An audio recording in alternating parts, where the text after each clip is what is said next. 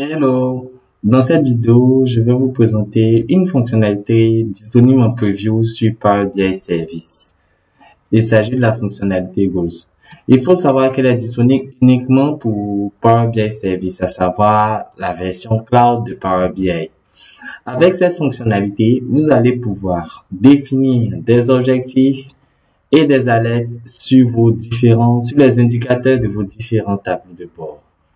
Alors, à quoi elle va bien pouvoir servir? En effet, sur vos différents tableaux de bord, vous avez un certain nombre d'indicateurs que vous positionnez. Avec la fonctionnalité Gauss, vous allez pouvoir définir des seuils et des objectifs au niveau de ces indicateurs. Alors, quand vous vous connectez avec Goals, vous pourrez définir différents tableaux de bord qui sont ensemble une série d'objectifs et de seuils. Alors, vous allez pouvoir définir un objectif. Attendez, on part en modification. Alors, vous allez pouvoir définir un objectif et sur cet objectif, vous allez pouvoir assigner un nom, assigner un propriétaire. En effet, ce propriétaire sera notifié lorsqu'il y aura des mouvements au niveau de cet objectif. Ensuite, vous allez pouvoir connecter la valeur actuelle ou la cible de votre objectif au niveau à l'un de vos tableaux de bord. Vous allez pouvoir définir un état ainsi qu'une progression, une date de début et une date d'échéance au niveau de cet objectif. Donc, cet objectif sera valable de quand à quand. Alors, rentrons dans le détail au niveau de la valeur de l'objectif et de sa cible. Donc, pour la valeur de l'objectif, vous allez pouvoir connecter la valeur de l'objectif ou sa cible à l'un de vos indicateurs. Donc, nous avons ce tableau de bord, nous pouvons définir un indicateur, mais le truc le plus intéressant, c'est que vous allez pouvoir utiliser vos différents filtres, les différents filtres que vous avez calés sur votre tableau de bord. Donc, on va pouvoir utiliser les filtres afin de définir les indicateurs. L'objectif est de pouvoir définir des indicateurs suivant les filtres. Donc, ici, on a un petit exemple. Donc, là, on a défini des indicateurs au niveau du chiffre d'affaires, donc les ventes pour 2010, suivant le tableau de bord du reporting CA, reporting chiffre d'affaires. Donc, on a défini une valeur globale, donc pour le 1er janvier au 31 décembre 2010, une valeur globale en termes de chiffre d'affaires. Donc, cette valeur pourrait être décomposée en plusieurs valeurs où on a par exemple le chiffre d'affaires de janvier 2010 ou quand on clique sur notre tableau de bord, vous verrez qu'on peut sélectionner l'année 2010, le mois de janvier et ensuite intégrer la source, notre indicateur. Et vous voyez ici en termes de sélection de données, il définit la valeur actuelle de notre indicateur en fonction des filtres que nous avons choisis. Donc, ainsi, vous allez pouvoir définir un objectif général et l'aligner à plusieurs objectifs secondaires. Alors, donc, quand vous avez défini votre objectif avec New Goal, vous avez la possibilité d'y affecter des objectifs secondaires.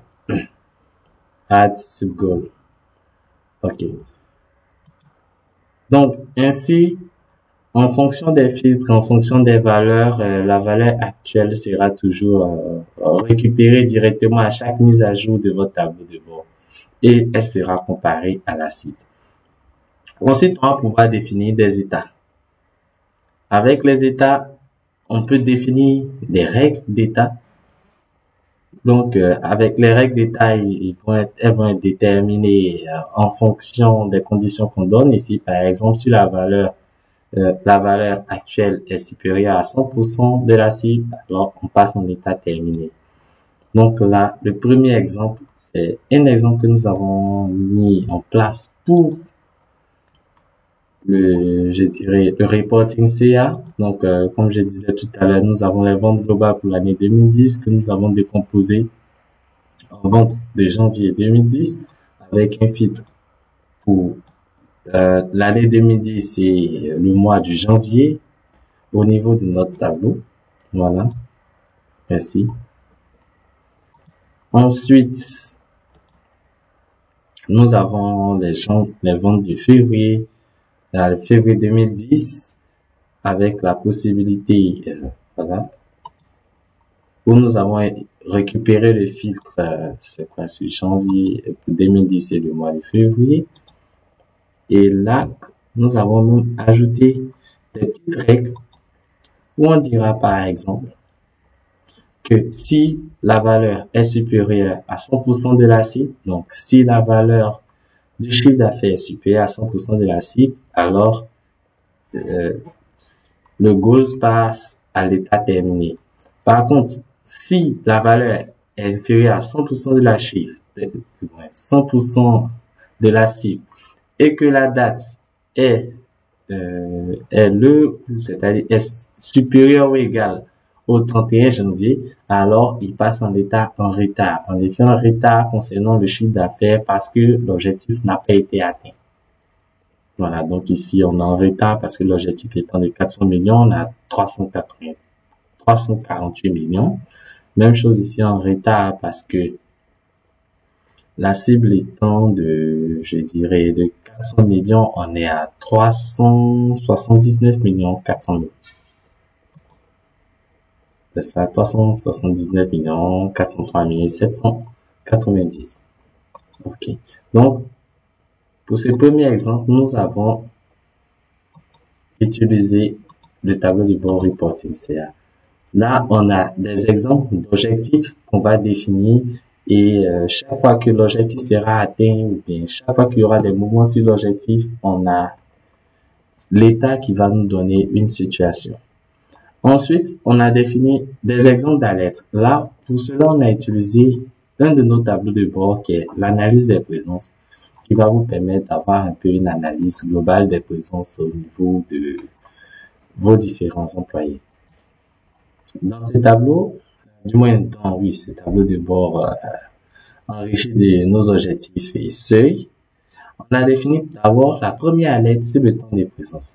En effet, au niveau du temps de présence, ici, on est parti sur le principe que le temps de présence de l'employé doit être égal à 300 minutes. Ici, sur la partie alerte, on a un certain nombre d'indicateurs sur les temps de présence, par jour, par employé. Donc, temps de présence moyenne de l'employé, normalement, on est parti sur un objectif de 300 heures par jour par employé. Et là, on se retrouve à 450, pas 300 heures, 300 minutes, soit 5 heures en moyenne par jour. Donc là, on se retrouve à 450 minutes. Et au niveau de nos objectifs, ici, notre cible, on est à 300 minutes, soit 5 heures. Ici, on a 450 minutes, soit plus de 5 heures. Et au niveau des règles que nous avons définies, que si la valeur est supérieure à 120% de la cible, alors l'état, c'est trop d'heures supplémentaires. Par contre, si on est inférieur à 100% de la cible, là, on a de l'absentéisme. Donc ici, on a dépassé notre quota horaire, donc on a trop d'heures supplémentaires en fait. Et c'est ce qui apparaît au niveau de notre indicateur. Ensuite, on a deux sub-goals, c'est-à-dire deux indicateurs des objectifs ou des alertes secondaires. Là, on a la marge de retard au niveau RH. Alors ici, on a un second indicateur, c'est le temps de retard moyen journalier par employé. Donc, dans nos objectifs, on a dit que, voilà. Dans nos objectifs, on a dit que un employé, il a droit à maximum 60 minutes de retard. Ici, on est à 184 minutes de retard. Donc, au niveau des règles, ici, si la valeur est supérieure à 100%, c'est-à-dire si on dépasse la valeur supérieure à, je dirais, au-delà de 60 minutes de retard, c'est à 100% de la cible étant 60 minutes, alors on est un excès de retard. Par contre, s'il n'y a rien, l'employé reste dans les délais. Donc, c'est ce que nous avons intégré au niveau des cibles. Ensuite, pour le dernier indicateur, c'est-à-dire le dernier indicateur secondaire pour le temps de présence, là, on a la marge en termes de pause. Alors, ce qu'on a dit, c'est que on a maximum droit en moyenne à 120 minutes de pause. Au niveau de notre tableau de bord, en moyenne par jour, les employés ont exploité 7 minutes 75 secondes de pause. Donc, par défaut ici, on est dans les délais, car au niveau de la barre d'état, on a dit que si le temps de pause est supérieur à 100%, donc si on excède les 60 minutes de pause, on a un excès de pause. Par contre, dans le cas contraire, on est dans les délais. Alors, voilà, présenter les différents indicateurs. Donc, c'est très intéressant car au niveau des indicateurs, il faut savoir que d'abord, en haut, on a au niveau de vos indicateurs la présentation des différentes étapes qui sont en fait des filtres. Donc, 6 goals, c'est les 6 indicateurs, je dirais, les 6 objectifs présents. 2 en retard, en cliquant dessus, voilà, j'ai 2 indicateurs en retard. Un dans les délais. Non, on a un indicateur dans les délais interminé, un avec trop d'heures supplémentaires. Donc, il faut savoir que l'ensemble des états sont configurables. Vous pourrez ajouter à votre carte d'indicateurs, à votre carte d'objectifs, de nouveaux états, etc., etc. Ensuite, en cas de changement d'état, en cas de changement d'écart, du moins d'état, voilà, en cas de changement d'état, vous êtes notifié. Donc, l'utilisateur va recevoir une alerte lorsque son état va changer. Il peut même faire ce que Power BI appelle des points. Donc, il peut faire des sortes de photographies de l'indicateur à un moment M et y glisser des notes.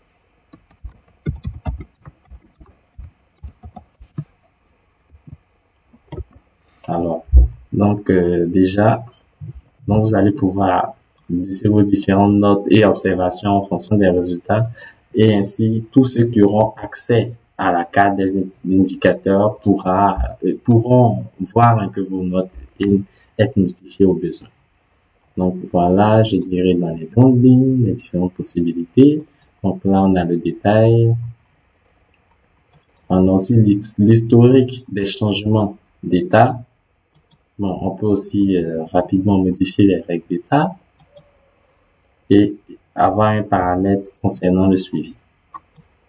Ok, je pense que nous avons fait le tour. Donc, il faut savoir que cette fonctionnalité est aussi disponible côté mobile. Donc, vous allez pouvoir avoir, même au niveau mobile, avoir la possibilité de naviguer à travers vos différents objectifs et puis de rester focus, quoi. Alors, si vous avez des questions sur cette fonctionnalité, n'hésitez pas à poser des questions et n'oubliez pas de liker la page, la vidéo et abonnez-vous. Merci.